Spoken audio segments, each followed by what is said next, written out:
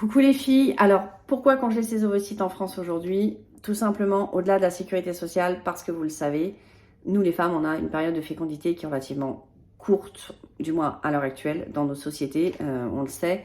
On a plus envie de faire un enfant entre 35 et 40 que entre 25 et 30. Voilà, ça dépendra de nos carrières pour la plupart d'entre nous.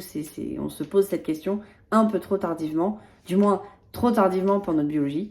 Pour notre science à nous, et donc évidemment le mieux étant de prendre ces dispositions. Alors, congeler les ovocytes, on entend congeler pour le commun des mortels, en réalité congeler n'est pas le vrai terme.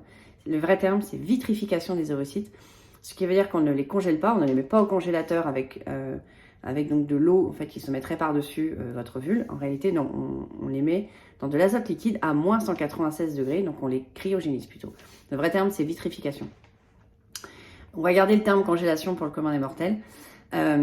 Pourquoi les congeler? Simplement parce que ça vous donne des options supplémentaires pour avoir un enfant. Évitez au maximum les traitements qui pourraient être très lourds pour vous comme pour votre couple.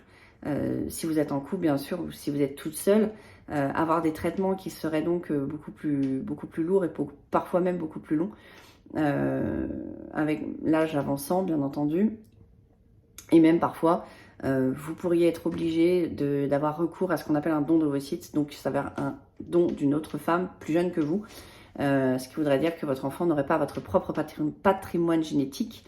Donc il faut bien y penser. Ça vous laisse, encore une fois, ça vous laisse une option supplémentaire. Ça ne garantit pas d'avoir un enfant, on est bien d'accord là-dessus. Il faut savoir que tous les ovules ne vont pas supporter la vitrification.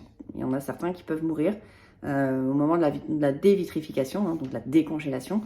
Il y en a certains qui peuvent mourir, mais ça vous donne des options supplémentaires. Et c'est cette option qui peut parfois vous aider, qui peut parfois vous sauver. Ça vous éviterait des regrets de vous dire « j'aurais peut-être dû congeler mes ovocytes, j'aurais peut-être dû tenter de congeler mes ovocytes, j'aurais peut-être dû regarder cette option ».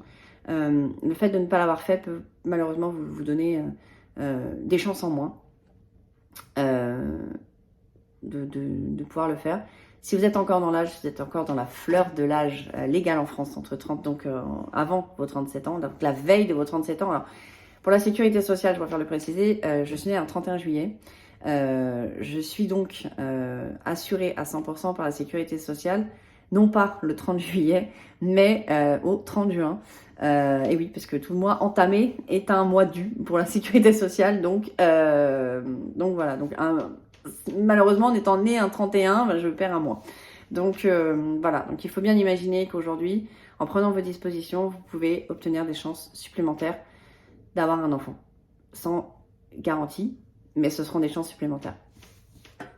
Je vous embrasse fort les filles. Si vous avez des questions, n'hésitez pas. J'hésiterai pas à refaire d'autres vidéos sur comment se passent les rendez-vous, qui j'ai pu voir durant mes rendez-vous, notamment des sages-femmes, biologistes. Qu'est-ce qu'un sécos et comment se passe le protocole, qu'est-ce que je me suis piqué, parce que j'ai eu des piqûres, donc qu'est-ce que j'ai subi moi pendant mon propre protocole.